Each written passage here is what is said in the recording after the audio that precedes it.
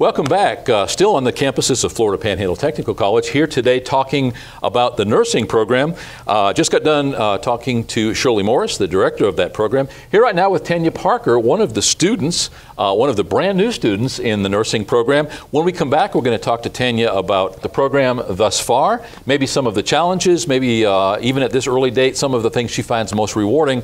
Overall, giving you an idea of the nursing program here on the campuses of the Technical College, and giving you just one more insight into the over 35 degree and certification programs offered right here at Florida Panhandle Technical College. We'll be right back.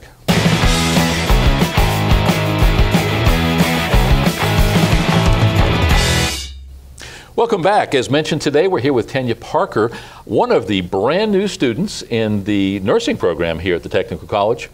When we say brand new, school just started a couple weeks ago? August 12th. August 12th. So here we are on the 25th. So yeah, literally just within the last couple of weeks. Is it overwhelming, or is that a stupid question? Stupid question. It's very overwhelming. Very overwhelming. First day of school, we had 2 tests. So we have up to, we had 3 tests the next day. So there's lots of study, you have no life. No life. We interviewed not too long ago Skyla Carter, who is in your class, I think graduating in February. Mm-hmm. And she used just about those same words. She said many nights she cried herself to sleep. When she woke up, she was laying on her textbook. That was where she fell asleep. Decided she would not have a boyfriend for the next year or so. Why did you get into nursing? Is it something you've always been interested in? Did it catch your eye? Were you just looking for a well-paid job? How did that happen? I've always been interested in nursing. I found my knack with hospice, and I can do everything there with hospice as making them comfortable, but I can't take away the pain. And that's something, you know, I would love to do. I would love to be a hospice nurse. Now, have you worked as a volunteer in hospice? No, I'm actually a hospice aide right now. Oh, wow. With Emerald Coast Hospice. So. Yeah. Well, interestingly, last week they were here as a guest on our show, and we talked about hospice in general, but talked about Emerald Coast Hospice. That is something that it takes a special kind of person. Now, recognizing that it takes a special kind of person to be a nurse to start with, when you deal with hospice, you're dealing with a definitely defined part of that market of those people. And thank you for what you do, because that's a calling in itself, above and beyond even just general nursing, in my opinion. So far, what are your impressions of the program? Is it everything you thought it would be and more? Is it fun? Is it challenging? Is it all the above? It's all the above. Very challenging. We try to make it fun, because if not, it'd be very boring. You have a lot of interaction with the nurses and with the students, learning different skills. So it's not everything I thought. It's actually more. It's more intense than I thought. Just a few minutes ago, we were in one of your classrooms, and Ms. Morris was observing you taking vital signs of another student, and we're showing some footage of that right now, as a matter of fact. That is a very basic skill, but one without which you can't progress further. It's obviously a diagnostic situation, in a triage situation, or a diagnostic coming in with a brand new patient. Until you get to that stage, you can't go any further. Right. Looking at the syllabus, looking at the program and your books that you've been able to see so far, would it be fair to say that it's a building process? You learn one skill at a time, one you can't learn without the one previous, but then at the end of that year's program, it all comes together. Building blocks. Yes. You start with just like a greeting, with a patient, and then you go to your, vital signs as far as blood pressure, temp, pulse, respiration, and when you go through that, then you'll go through another skill, just basics until you get to the more difficult ones. I see by your elbow that you gave blood as well as I did today. I did. Interesting phenomenon, the whole blood need, the blood mobile concept. Speaking to those people today, and we shot a little bit of footage and got a lot of photos on the bus today. We always need blood. Yes, sir. And if you want to draw the analogy, we always need nurses, and how hand in hand that goes. Both are necessary for our well-being and for emergency situations. What do you see yourself doing in nursing? I know you mentioned hospice. Is that what you would like to concentrate on? Yes, yes. have a, my boss was the one that actually talked me into going into the nursing field, and she just said that I seemed to have that knack, that personality, and that I would be good at that. So, but the others, it's everywhere, hospitals, nursing homes, everywhere needs nurses, so it's just not hospice. Did you have a career or some sort of a life prior to nursing school, or have you come right from school?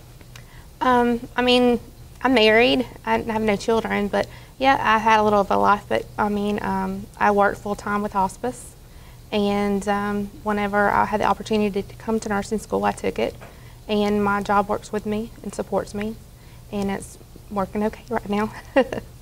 Tanya, I know that you're not necessarily in your comfort zone doing this thing with lights and camera, but thank you, because I think that the biggest value that you as a student coming on this show can do is to demonstrate to other people who are out there who may be trying to retool their lives. You know, when the bubble burst here 10, 12 years ago, there were a lot of people that lost their jobs. Yes. The technical college has seen a lot of those people come through here.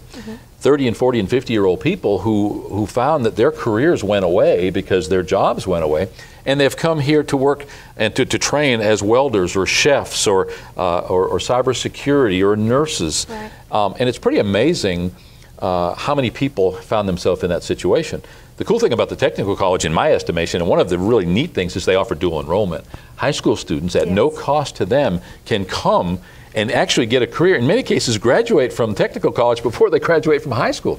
Now, nursing doesn't offer that, nor do they offer the opportunity to start the program in open enrollment at any time for obvious reasons. Right. You as a group need to stay together. But there are so many things and so many reasons that people should look at this, this technical college.